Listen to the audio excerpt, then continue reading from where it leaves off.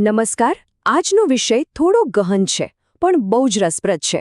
પવિત્ર સ્થાનનું પ્રાયશ્ચિત અને એની સાથે જોડાયેલી 7 વિપત્તિઓ. ચાલો આ આખા રહસ્યને સાથે મળીને ઉકેલવાનો પ્રયત્ન કરીએ. ચાલો આખી વાત એક મોટા સવાલથી શરૂ કરીએ. એક એવો સવાલ જે કદાચ આપણા બધાના મનમાં ક્યારેક ને ક્યારેક આવ્યો જ હશે. જુઓ, આપણી પાસે સ્વતંત્ર ઈચ્છા છે, ખરું ને? આપણે આપણી પસંદગીઓ કરી શકીએ છીએ. પણ તો પછી એવું કેવી રીતે શક્ય બને કે આખું બ્રહ્માંડ પાપની સંભાવનાથી જ કાયમ માટે મુક્ત થઈ જાય?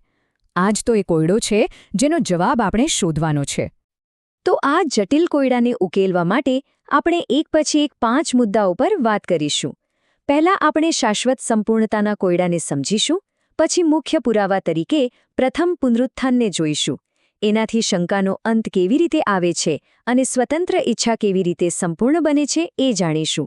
અને પછી પવિત્ર સ્થાનનું પ્રાયશ્ચિત અને 7 વિપત્તિઓ, અને છેલ્લે આ બધાથી સૃષ્ટિની પૂર્ણાહુતિ કેવી રીતે થાય છે એ જોઈશું. તો ચાલો શરૂઆત કરીએ આપણા પહેલા મુદ્દાથી, શાશ્વત સંપૂર્ણતાનો કોયડો. અને અહીં સૌથી મહત્વની વાત એ છે કે ખરી સમસ્યા પાપ નથી, પણ પાપનું જે મૂળ છે એ છે શંકા. હા, બિલકુલ.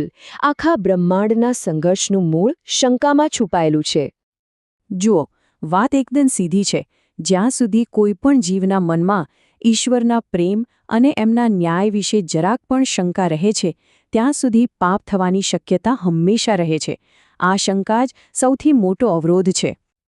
હવે આ આખી વાતને સમજવા માટે એક બહુ જ સરસ રૂપક છે. જૂના કરારમાં જે મંડપ હતો, જે પ્રાયશ્ચિતના દિવસની વિધિ હતી, એ બધું એક પ્રતીક હતું, એક બ્લૂપ્રિન્ટ જેવું.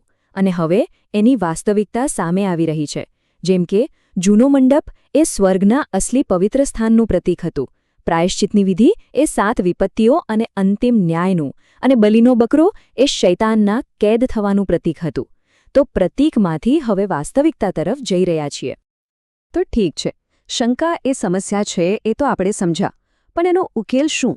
વેલ, એના માટે આપણે આવી ગયા છીએ આપણા બીજા મુદ્દા પર, મુખ્ય પુરાવો એટલે કે પ્રથમ પુનરુત્થાન. આ જે જવાબ છે જે બ્રહ્માંડના સૌથી જૂના સવાલનો અંત લાવશે. આને તમે એક બ્રહ્માંડીય સ્તરની દલીલ સમજી શકો છો.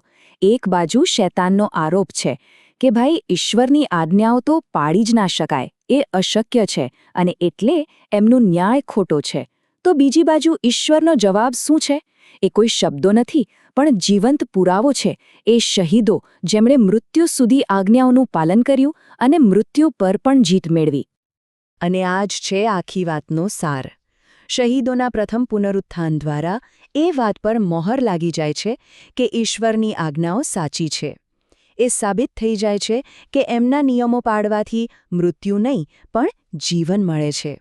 આ એક એવો પુરાવો છે જેની સામે કોઈ દલીલ ટકી શકે નહીં. તો હવે જ્યારે આવો પાક્કો પુરાવો મળી જાય ત્યારે શું થાય? એ જ આપણો ત્રીજો મુદ્દો છે. શંકાનો અંત આવે છે અને સ્વતંત્ર ઈચ્છા સંપૂર્ણ બને છે. ચાલો જોઈએ કે આ પુરાવો આપણી પસંદગી કરવાની શક્તિને કેવી રીતે બદલી નાખે છે. ચાલો આની પાછળનું તર્ક સમજીએ, એક પછી એક સ્ટેપમાં. પહેલું, શહીદો મૃત્યુ સુધી આજ્ઞા પાળે છે. બીજું, તેઓ પ્રથમ પુનરુત્થાન દ્વારા મૃત્યુ પર વિજય મેળવે છે. ત્રીજું, આ પુનરુત્થાન એકદમ પાક્કો પુરાવો બની જાય છે કે આજ્ઞાઓ જીવન તરફ દોરી જાય છે. ચોથું, આ પુરાવાના કારણે ઈશ્વરના પ્રેમ અને ન્યાય વિશેની બધી જ શંકાઓ દૂર થઈ જાય છે. અને પાંચમું, પરિણામે સ્વતંત્ર ઈચ્છા સંપૂર્ણ બની જાય છે, જેથી ભવિષ્યમાં પાપની શક્યતા જ ખતમ થઈ જાય. હવે સંપૂર્ણ સ્વતંત્ર ઈચ્છાનો અર્થ શું છે એ સમજવું બહુ જરૂરી છે. આનો અર્થ એ નથી કે પસંદગી કરવાની શક્તિ છીનવાઈ જાય છે. ના, બિલકુલ નહીં. પણ એનો અર્થ એ છે કે જ્યારે કોઈ જીવ ઈશ્વરની ભલાઈનો આવો નક્કર પુરાવો જોઈ લે છે, ત્યારે તે પોતાની મુક્ત ઈચ્છાથી જ ઈશ્વર સાથે એટલો જોડાઈ જાય છે કે પાપ કરવાની સંભાવના જ મટી જાય છે. પસંદગી હજી પણ છે, પણ હવે એ પસંદગી હંમેશા સાચા માર્ગની જ હોય છે. ચાલો હવે આપણે ચોથા ભાગ તરફ આગળ વધીએ, પવિત્ર સ્થાનનું પ્રાયશ્ચિત અને 7 વિપત્તિઓ. પુરાવો તો મળી ગયો, શંકા દૂર થઈ ગઈ. હવે એ પુરાવાના આધારે ન્યાય કેવી રીતે થાય છે તે આપણે અહીં જોઈશું. જુઓ, કોઈ પણ ચુકાદો આપતા પહેલા એ સ્પષ્ટ હોવું જોઈએ કે કયા કાયદાના આધારે ચુકાદો અપાઈ રહ્યો છે, બરાબર? તો પ્રથમ પુનરુત્થાને એ જ કામ કર્યું. એણે ઈશ્વરના નિયમને સાચો અને ન્યાયી સાબિત કરી દીધો. હવે એ એક એવો માપદંડ બની ગયો છે જેના પર કોઈ આંગળી ચીંધી શકે નહીં, અને એના જ આધારે હવે બ્રહ્માંડનો ન્યાય થશે. તો પ્રથમ પુનરુત્થાન પછી ઘટનાઓનો એક ક્રમ શરૂ થાય છે. સૌથી પહેલા અંતિમ પુરાવો સ્થાપિત થાય છે.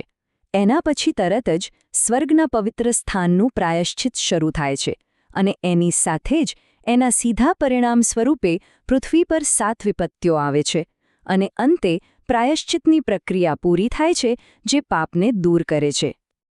અને આ વિપત્તિઓ શા માટે આવે છે?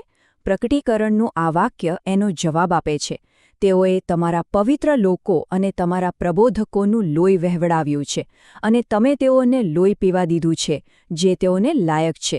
મતલબ કે આ કોઈ આંધળો ગુસ્સો નથી, પણ એક ન્યાયી ચુકાદો છે જે કરેલા કર્મોનું ફળ છે. તો આ પ્રાયશ્ચિતની પ્રક્રિયા કેવી રીતે કામ કરે છે? જુઓ, 2 વસ્તુઓ એકસાથે થાય છે. સ્વર્ગમાં જે વાસ્તવિક પવિત્ર સ્થાન છે એનું પ્રાયશ્ચિત થાય છે, એટલે કે ત્યાંથી પાપની સંભાવના જ દૂર કરી દેવામાં આવે છે. આ દરમિયાન ત્યાં કોઈ પ્રવેશી શકતું નથી, બિલકુલ એ જ રીતે જેમ જૂના સમયમાં પ્રમુખ યાજક એકલા અંદર જતા હતા. અને બરાબર એ જ સમયે પૃથ્વી પર 7 વિપત્તિઓ આવે છે. એટલે કે સ્વર્ગમાં જે શુદ્ધિકરણ થયું છે એનું જ પરિણામ પૃથ્વી પર ન્યાયના રૂપમાં દેખાય છે. અને હવે આપણે આવી ગયા છીએ આપણા અંતિમ અને સૌથી મહત્વના મુદ્દા પર, સૃષ્ટિની પૂર્ણાહુતિ. આ બધી ઘટનાઓનો પ્રાયશ્ચિતનો અંતિમ હેતુ શું છે? જો પ્રાયશ્ચિતને ફક્ત સજા તરીકે જોવું એ ભૂલ છે. આનો મુખ્ય હેતુ સજા કરવાનો નથી, પણ આ તો સૃષ્ટિને પૂર્ણ કરવા માટેનું અંતિમ પગલું છે. સૃષ્ટિને એવી બનાવવાનું કાર્ય જેવી તે હંમેશા બનવી જોઈતી હતી, એટલે કે પાપથી કાયમ માટે મુક્ત. તો ચાલો આખી યાત્રાને સારાંશમાં જોઈએ. ક્રોસ પર ઈશ્વરના પ્રેમ અને ન્યાયનો પહેલો પુરાવો મળ્યો.